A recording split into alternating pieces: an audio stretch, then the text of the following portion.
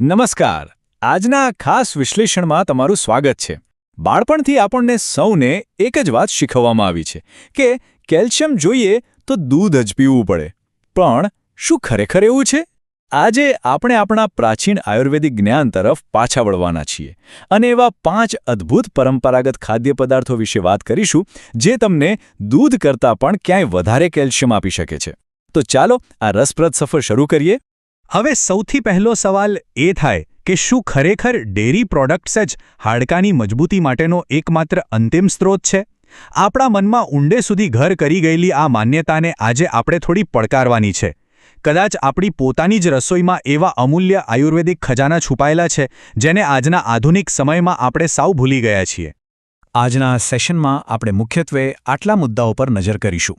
દૂધની માન્યતાની પહેલે પાર શું છે, હાડકાની મજબૂતી માટેના પ્રાચીન બીજ, આપણા પરંપરાગત ભારતીય અનાજનું પુનરુત્થાન, આપણું રોજિંદુ પ્રોટીન પાવરહાઉસ અને છેલ્લે શરીરમાં કુદરતી કેલ્શિયમનું શોષણ કેવી રીતે વધારવું. બસ આ જ આપણો આજનો એજન્ડા છે.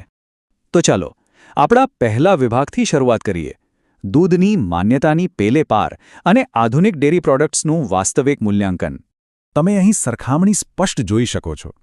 આજકાલ જે દૂધ મળે છે તે ઘણીવાર એસિડિક પ્રકૃતિનું હોય છે અને લોકોને તેને પચાવવામાં તકલીફ એટલે કે લેક્ટોઝ ઇન્ટોલરન્સની સમસ્યાઓ થતી હોય છે. એની સામે આપણા જે વનસ્પતિ આધારિત પરંપરાગત સુપરફૂડ્સ છે ને તે આલ્કલાઇન છે. આલ્કલાઇન હોવાનો સૌથી મોટો ફાયદો એ છે કે આપણું શરીર તેમાં રહેલા કેલ્શિયમને ખૂબ જ સરળતાથી પચાવી શકે છે અને શોષી શકે છે.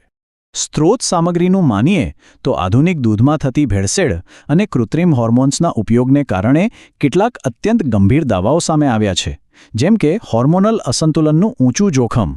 તમને જાણીને નવાઈ લાગશે કે આને કારણે 8થી 10 વર્ષની નાની ઉંમરે પ્રારંભિક તરુણાવસ્થા, 30થી 35 વર્ષે વહેલો મેનોપોઝ અને માનસિક સ્વાસ્થ્યની અસ્થિરતા જેવી સમસ્યાઓ જોવા મળી રહી છે. આ બધું જોતા આપણા સુરક્ષિત આયુર્વેદિક વિકલ્પો તરફ પાછા વળવું એ ખૂબ જ જરૂરી બની જાય છે. હવે આગળ વધે આપણા બીજા વિભાગ તરફ, મજબૂતી માટેના પ્રાચીન બીજ, જેમાં આપણે ખાસ કરીને તલ અને ચિયા સીડ્સ વિશે જાણીશું.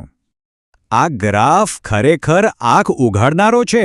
આપણે દૂધને કેલ્શિયમનો રાજા માનીએ છીએ, પણ જુઓ 100 ગ્રામ દૂધમાં માત્ર 125 મિલીગ્રામ કેલ્શિયમ હોય છે, જ્યારે તેની સામે આપણા પરંપરાગત બીજના આંકડા તો જુઓ.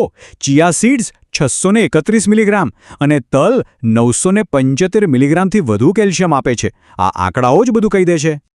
હા, તમે બરાબર સાંભળ્યું, 7 ગણું વધારે. સીધો ને સાદો હિસાબ એ છે કે 100 ગ્રામ ગાયના દૂધની સરખામણીમાં સફેદ તલ તમને આશરે 7 ગણું વધુ કેલ્શિયમ પ્રદાન કરે છે. આ એક એવો જબરદસ્ત અને પ્રભાવશાળી આંકડો છે જેને આપણે રોજિંદા જીવનમાં સાવ જ અવગણીએ છીએ. અને વાત માત્ર કેલ્શિયમ પૂરતી સીમિત નથી. આ બીજ મેગ્નેશિયમ અને ઝિંકથી પણ ભરપૂર છે, જે હાડકાના રિપેરિંગ માટે જરૂરી છે. ઉપરાંત તેમાં ઓમેગા-3 અને ઓમેગા-6 ફેટી એસિડ્સ તેમજ સેસામિન અને સેસામોલિન જેવા શક્તિશાળી એન્ટીઓક્સિડન્ટ્સ રહેલા છે. આ બધી વસ્તુઓ ભેગી મળીને તમારા સાંધાના સ્વાસ્થ્યને જાળવવા અને બ્લડ શુગરને કંટ્રોલમાં રાખવા માટે અદ્ભુત કામ કરે છે. ચાલો હવે ત્રીજા વિભાગ પર આવીએ, પરંપરાગત ભારતીય અનાજનું પુનરુત્થાન, જેમાં આપણે આપણા મખાના અને રાજગરા પર એક નજર કરીશું. અહીં આ ચાર્ટ ફરી એકવાર આપણું ધ્યાન ખેંચે છે. જુઓ, આ આપણા જ દેશી ભારતીય ખોરાક છે જે દૂધ કરતાં બમણું કે તેથી પણ વધુ કેલ્શિયમ ધરાવે છે. રાજગરામાં 270 મિલીગ્રામ અને મખાનામાં તો 350 મિલીગ્રામથી પણ વધારે કેલ્શિયમ જોવા મળે છે. છે ને કમાલની વાત? આ બંને અનાજ માત્ર કેલ્શિયમ જ નહીં પણ અગણિત બીજા ફાયદાઓ પણ આપે છે. તમે મખાનાને શેકીને ખાઓ કે તેની ખીર બનાવો, તેમાં રહેલા ફ્લેવોનોઇડ્સ તમને એન્ટી એજિંગ ગુણ આપે છે. જ્યારે રાજગરો ગ્લુટેન ફ્રી હોવાથી પચવામાં અત્યંત સરળ છે અને તેમાં રહેલું ઉચ્ચ આયન હાડકાના દુખાવામાં સીધી રાહત આપે છે. હવે આપણો ચોથો વિભાગ જોઈએ, રોજિંદુ પ્રોટીન પાવરહાઉસ, એટલે કે આપણી સામાન્ય અને સહેજતાથી મળતી મગફળી. આપણે ઘણીવાર મગફળીને માત્ર એક સાધારણ ટાઈમપાસ નાસ્તો માની લેતા હોઈએ છીએ, પણ આ આંકડા તો જુઓ. પ્રતિ 100 ગ્રામ મગફળીમાં 250 મિલીગ્રામથી વધુ કેલ્શિયમ હોય છે, જે સામાન્ય દૂધ કરતાં સરળતાથી બમણું છે. આ નાનકડી મગફળી ખરેખર એક અદ્ભુત પાવરહાઉસ છે. તેમાં તંદુરસ્ત ચરબી અને સઘન પ્રોટીન તો છે જ, પણ તે શરીરમાં સારા કોલેસ્ટ્રોલને પણ પ્રોત્સાહન આપે છે. સાથે જ તે વિટામિન B3 અને B6થી ભરપૂર હોવાથી મગજની કાર્યક્ષમતા અને ઊર્જા સ્તરમાં જબરદસ્ત વધારો કરે છે. એકંદર સ્નાયુઓ અને હાડકાની મજબૂતી માટે આ અમૂલ્ય છે. પણ હા, એક વાત ખાસ ધ્યાન રાખવાની છે. આ બધા ફાયદાઓ પૂરેપૂરા મેળવવા માટે આયુર્વેદિક પદ્ધતિ અનુસરવી ખૂબ જરૂરી છે. આના માટે તમારે આ વસ્તુઓને આખી રાત પાણીમાં પલાળી રાખવાની છે અને પછી સવારે તેનું સેવન કરવાનું છે. આવું કરવાથી તેમાં રહેલા કુદરતી એન્ટી ન્યુટ્રિયન્ટ્સ દૂર થાય છે અને આપણું શરીર એ તમામ પોષક તત્વોને મહત્તમ શોષી શકે છે. અને આ જ વાત આપણને લઈ જાય છે આપણા છેલ્લા અને સૌથી મહત્વના 5મા વિભાગ પર, કુદરતી કેલ્શિયમ શોષણને મહત્તમ કરવું. ખરા અર્થમાં આ જ અંતિમ ચાવી છે. હવે આ જીવ વિજ્ઞાનની વાત ખાસ સમજવા જેવી છે. તમે ગમે તેટલું કેલ્શિયમ ખાઈ લો, પણ જો શરીરમાં મેગ્નેશિયમ નહીં હોય તો એ બધું જ નકામું છે.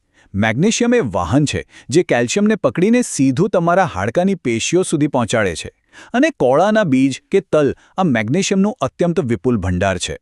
અને આ આખી પ્રક્રિયા પૂરી કરવા માટે અંતિમ કડી છે વિટામિન D3, જે આપણને સૂર્યપ્રકાશમાંથી સાવ મફતમાં મળે છે. મેગ્નેશિયમથી ભરપૂર આહાર અને પૂરતો કુદરતી સૂર્યપ્રકાશ આ બંને ભેગા થાય ત્યારે તમારા અસ્થિપિંજરને સાચી મજબૂતી મળે છે. આના વિના હાડકાનું પોષણ હંમેશા અધૂરું જ રહેશે. તો આ બધી રોચક માહિતી જાણ્યા પછી અંતમાં આપણા મનમાં એક બહુ જ આકર્ષક પ્રશ્ન ઊભો થાય છે. આધુનિક વ્યાપારી માર્કેટિંગના આટલા મોટા ઘોંઘાટમાં આપણે બીજું એવું કેટલુંય અદ્ભુત પ્રાચીન આયુર્વેદિક જ્ઞાન સાવ ભૂલી ગયા હોઈશું? જરા વિચારજો આના પર. આજના આ વિશ્લેષણમાં જોડાવા બદલ ખૂબ ખૂબ આભાર.